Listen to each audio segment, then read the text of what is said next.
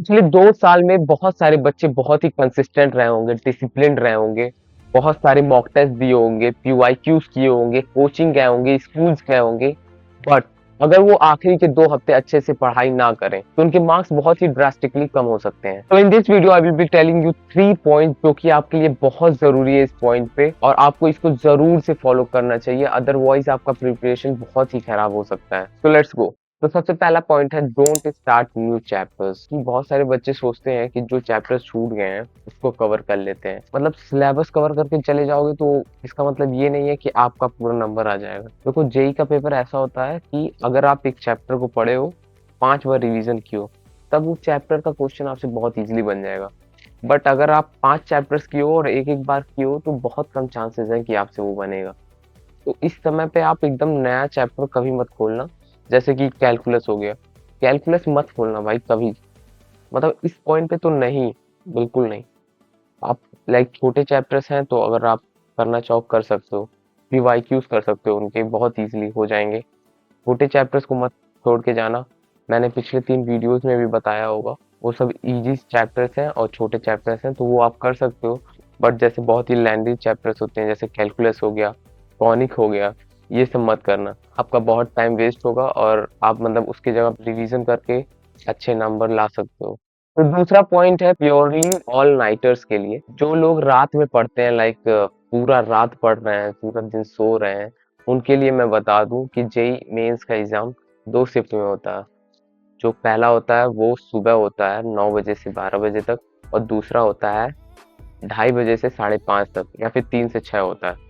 तो आपको ऐसा अपना शेड्यूल बना के रखना है कि आपका अगर सुबह मॉर्निंग शिफ्ट हो गया तो आप सुबह उठ पाओ, क्योंकि बहुत सारे बच्चे पूरा रात पढ़ रहे होते हैं और सुबह जब वो लोग सोएंगे वहाँ पे तो उनका रूटीन बना रहेगा कि 9 से 12 सोना है सोना है, और आप एक दिन चेंज नहीं कर पाओगे ये चीज़। वो बहुत ही मेंटली बैड इम्पैक्ट डालेगा, आप बहुत ही नेगेटिव होके एग्जाम में जाओगे और वो पेपर खराब करना ही करना है। आपका 10-15 नंबर खराब हो ही जाएगा, आपसे एरर्स आ जाएंगी या फिर बहुत ही माइनर मिस्टेक्स हो जाएगा, और हो जाएगा वो, क्योंकि आप उस समय सो ही रहे हो। ये आखिरी के 2 हफ्तों में आप ट्राई करो कि जैसे मॉर्निंग शिफ्ट होता है 9 से 12 और दोपहर का 2:30 से 5:30, तो इन दोनों के बीच में आप पढ़ाई करते रहो। आप ट्राई करो कि उस समय आप क्वेश्चंस ही सॉल्व कर रहे हो और एकदम पूरे ओपन माइंड से सॉल्व कर रहे हो। तो ऑल नाइटर्स के लिए मैं बता दूं कि अपना शेड्यूल अभी से सही करो, नहीं तो आखिरी में बहुत दिक्कत होता है। तो बी रेडी फॉर इट, और मेरी मानो तो सुबह उठना शुरू करो, सुबह के 7 बजे उठो और पूरा 5 घंटा लगातार पढ़ ही दो, 7 से 12। तो तीसरा पॉइंट है don't keep giving new mock test.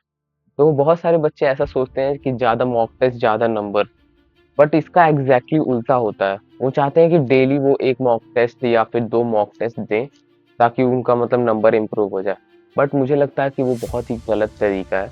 अगर आप 2-2 मॉक टेस्ट दे रहे हो तो यानी कि 6 घंटे आप उसी में दे रहे हो, आप रिवीजन कब कर रहे हो या फिर आप उसको एनालाइज कब कर रहे हो? क्योंकि अगर आपका 3 घंटे का पेपर है तो उसे पूरा एनालाइज करने के लिए कम से कम 3 घंटे और दो उसको, तभी जाके वो आपको पूरा अच्छे से पता चलेगा कि आपकी मिस्टेक्स वहाँ थी, आप कौन से फॉर्मूले में मतलब लैग कर रहे थे। आप अगर मॉक टेस्ट पे मॉक टेस्ट देते जा रहे हो तो आप बस एक टेस्ट करते जा रहे हो और अपने आप को सेटिस्फाई करते जा रहे हो कि हाँ इतने नंबर आ गए, फिर इस पेपर में इतने नंबर आ गए। अगर आप एनालाइज नहीं कर रहे हो तो वो वेस्ट ऑफ टाइम है। तो मैं कहूँगा कि इस समय बहुत ज़्यादा मॉक टेस्ट मत दो, आप ट्राई करो कि 2 दिन में 1 दो और उसको बहुत ही अच्छे से एनालाइज करो भाई, जितना ज़्यादा एनालाइज करोगे उतना ही बढ़िया रहेगा। आई होप कि आपको वीडियो अच्छी लगी होगी, और टेलीग्राम चैनल का लिंक डिस्क्रिप्शन में है, अगर आप ज्वाइन करना चाहो तो आप ज्वाइन कर सकते हो, और आपको कोई डाउट हो तो आप कमेंट सेक्शन में या फिर टेलीग्राम पे पूछ सकते हो। Thank you for watching this video. Generational wealth, it's only a year that I've had these millions.